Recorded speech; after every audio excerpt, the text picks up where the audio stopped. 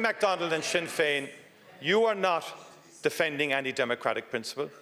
You are promoting a destructive model of opposition, one which tries to import into this chamber the loudhailer politics of the street, which many of you prefer to doing the business of the people and respecting all mandates.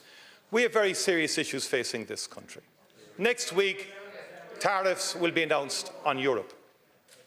We do have a housing crisis. We have issues on disability.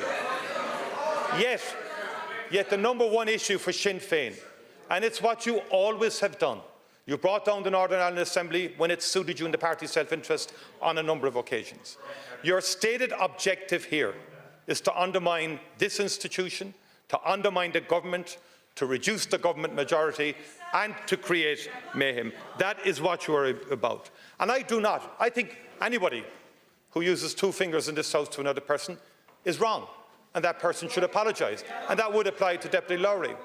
I equally think, and you should face up and acknowledge this, that any deputy waving cameras in the face of other deputies is wrong and was never a part and parcel of Leinster House.